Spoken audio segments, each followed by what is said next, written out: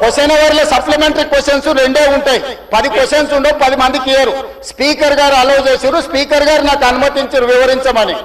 Speaker గారి అధ్యక్ష వాళ్ళ ప్రాధాన్యత ఏందో మీకు అర్థమైంది కదా అధ్యక్ష. ఈ చర్చ జరగవద్దు, ఈ నిజాలు ప్రజలకు తెలియవద్దు, ఈ నిజాలు ప్రజలకు తెలియవద్దు. విషం కడుపు నిండా విషం. మీరు కళ్ళు చూడండి అధ్యక్ష, అసలు వాళ్ళ కళ్ళలో చూడండి.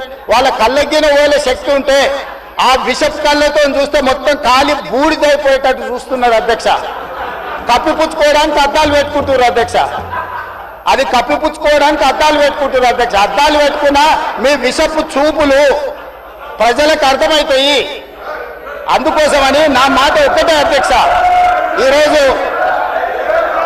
ఈరోజు తెలంగాణకు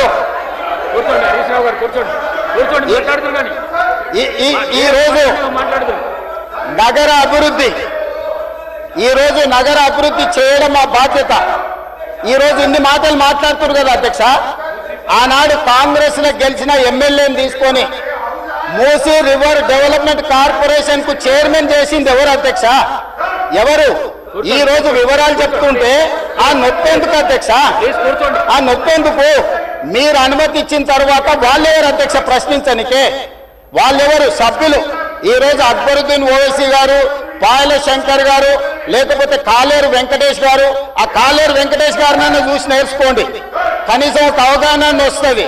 స్పష్టంగా నేను అంబర్పేట పోయినప్పుడు చెప్పిండు, 100% అంబర్పేట శాసనసభ నియోజకవర్గంలో మేము మూసీ నది ప్రక్షాళనకు సహకరిస్తాము. మా పేదలకు అందరికీ మంచి ఇండ్లు కట్టించండి, మా ప్రభుత్వ కార్యాలయాలు కట్టించండి, మా ప్రాంతాన్ని అభివృద్ధి చేయండి. నేనే ముందు బాగానే నిలబడి మూసీ నది ప్రక్షాళనకు సహకరిస్తానని అంబర్పేట ఎమ్మెల్యే కాలేరు వెంకటేశ్వర గారు ముందుకు వచ్చి బహిరంగంగా మైక్లో చెప్పిండు. నిన్నగాక మొన్న వచ్చి నన్ను కలిసి చెప్పిండు. ఆ పక్కనే ఉప్పల్ ఎమ్మెల్యే లక్ష్మారెడ్డి గారు వచ్చి కలిసి, సార్ మా ప్రాంతాన్ని అభివృద్ధి చేయండి, మూసీ నదిని ప్రక్షాళన చేయడం ద్వారా మా ప్రాంతానికి ఉపయోగపడుతుంది, మీరు చాలా మంచి పని చేస్తారు, మీరు వేగంగా ముందుకు వెళ్ళండి, మా వైపు నుంచి మీకు ఏం సహకారం కావాలని చెప్పి ఆ శాసనసభ్యులు వచ్చి కలిసిరు అధ్యక్ష. ఇవాళ నేను ఒకటే అడుగుతున్నా